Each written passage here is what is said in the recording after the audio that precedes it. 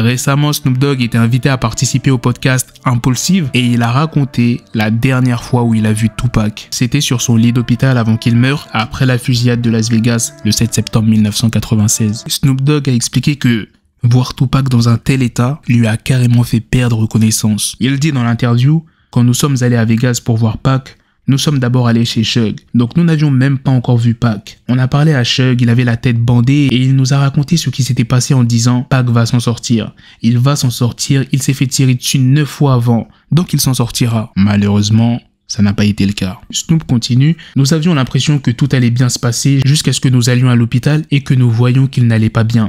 Il avait des tubes dans le corps et quand je suis entré, j'ai senti qu'il n'était même pas là et je me suis évanoui. Sa mère m'a alors relevé et m'a accompagné aux toilettes et a eu une conversation avec moi sur le fait d'être fort. La mère de Tupac, Afeni Shakur, a dit à Snoop Dogg de ne pas se montrer faible car son fils n'avait jamais vu son ami de cette façon. Elle dit plus précisément, mon bébé ne t'a jamais vu faible. Je ne veux pas qu'il te voie faible. Tu vas aux toilettes et tu te rafraîchis et tu reviens ici et tu lui parles.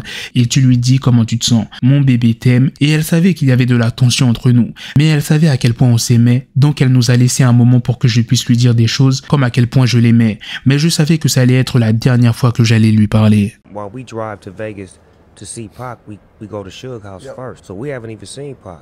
We just talking to Suge and he got the head wrapped up and he telling us what happened and you know Pac gonna be alright, he gonna pull through, you know he got shot 9 times before, he gonna be alright, they hit me in the head. So we feeling like it's gonna be alright until we go to the hospital and see that it ain't alright.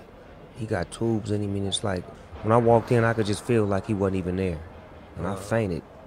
Then his mother, you know, got me up and walked me in the bathroom and had a conversation with me about being strong. She was like, my baby ain't never seen you weak.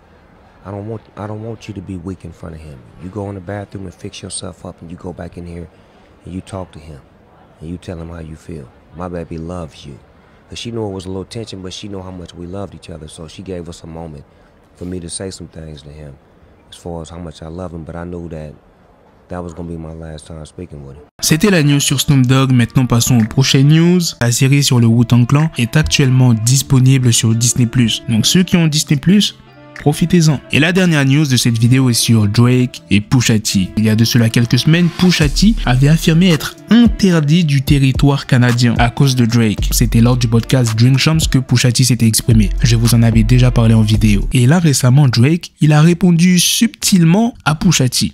Ce n'est pas dans un morceau, ni dans une interview, mais en légende d'un post Instagram. Il dit « On n'interdit pas les mecs, on les accueille à bras ouverts ». Voilà les gars, c'est la fin de cette news sur Pusha T et Drake, c'est aussi la fin de cette vidéo. Dites-moi dans les commentaires qu'est-ce que vous en pensez de toutes les news que je vous ai présentées sur Drake et Pusha T, sur Snoop Dogg quand il a vu Tupac à l'hôpital. Sur ce, on se donne rendez-vous très prochainement pour d'autres vidéos news. Prenez soin de vous la famille. Peace.